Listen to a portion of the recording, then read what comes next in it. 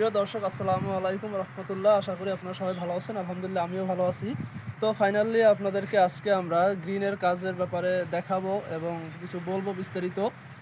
তো প্রথমত চলে যাই আমরা, গ্রিনটা কি? গ্রিনটা হলো আসলে গলফ ফিল্ডের যে মূল একটা পয়েন্ট। এখানে মূলত আপনাদের যে বলটা থ্রো করা হয়, সেই বলটা যে স্থানে পড়ে সেটাকে মূলত গ্রিন বলা হয়। তো গ্রিনের প্রথম কাজটা হলো আমাদের প্রত্যেকটা গ্রিনে এক একটা বিভিন্ন ধরনের শেপে থাকে। তো আপনারা যে এখন বর্তমানে গ্রিনটা দেখতে পাচ্ছেন, এই গ্রিনটার শেপটা একটা মোটামুটি একটা আমের মতোই দেখা যায়।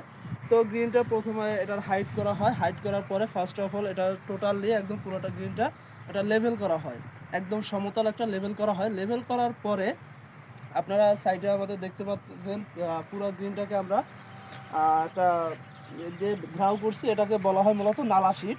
আসেন আপনাদেরকে আমি নালা শীটটা দেখাই।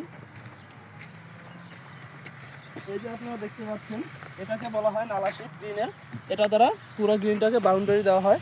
তারপরে আমাদের সেকেন্ড যে কাজটা করা হয় সেটা হলো ট্রেন্স কাটা। এই যে আপনারা দেখতে পাচ্ছেন, এখানে আমরা ট্রেন্স কাটছি। ট্রেন্স কাটার ভিতরেও ভাগ আছে।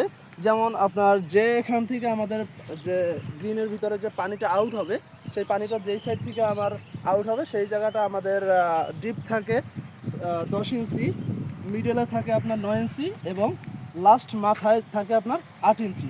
এরকম করে আমাদের এই দেখতেছেন একটা পাতার মতো একটা শেপ করা একটা স্টাইল দেওয়া পাতার। তো এখানে আমরা এই ট্রেন্সের ভিতরে যে ফিল্টারিং পাইপগুলো ব্যবহার করি, ফিল্টারিং পাইপের ভিতরেও আমার ভাগ আছে। যেমন দুই সাইডে যে আপনার শাখাগুলো বের হয়েছে, মাঝখানে ট্রেন্সের যে শাখাগুলো বের হয়েছে, শাখাগুলো যে আমরা পাইপটা ইউজ করতেছি, এই যে ফিল্টারিং পাইপ, এটা হলো আপনার 3.5 ইঞ্চি। আর যেটা মিডলে এবং আউটলাইনে পানি আউট করার জন্য যে লাইনটা আসছে, এটা হচ্ছে আপনার 5.5 ইঞ্চি।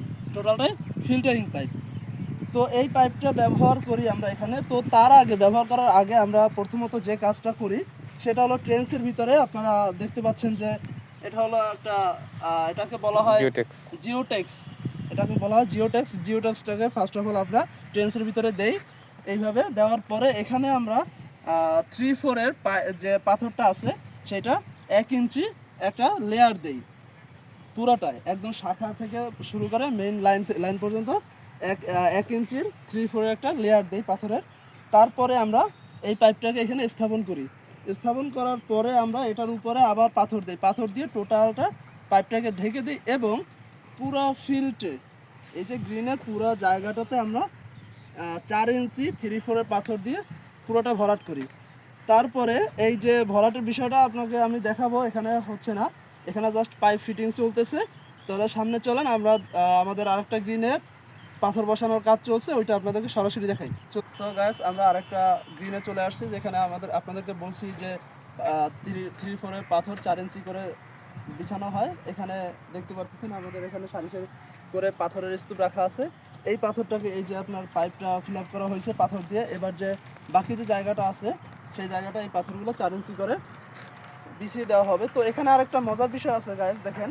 এই যে আপনাদের আমরা যে ট্রেন্সের থেকে বাইরের সাইডে যে আমার খালি জায়গাটা আছে, এই জায়গাটা আমরা মাটি দিয়ে উঁচু করছি। এটার কারণ হয়েছে, উঁচু করার পরে দুই সাইড থেকে স্লোপ নামাইছি। এর কারণ হয়েছে যখন আপনার বৃষ্টির পানিটা পড়বে বা যে কোনো পানিটা এখানে পড়বে, সেই পানিটা যাতে এখানে পড়ে এখানেই স্থির না থাকে, এটা যেন দুই সাইডে পড়ে আপনার এই ফিল্টারিং পাইপের ভিতর চলে যায় এবং এখান থেকে আউটে চলে যায়। এটা হচ্ছে এখানের কাজ। এখানে বাকি কাজটা আপনাদেরকে আরেকটা গ্রিনে আমরা গিয়ে দেখাবো। তো এর জন্য আমাদের সাথে চলুন।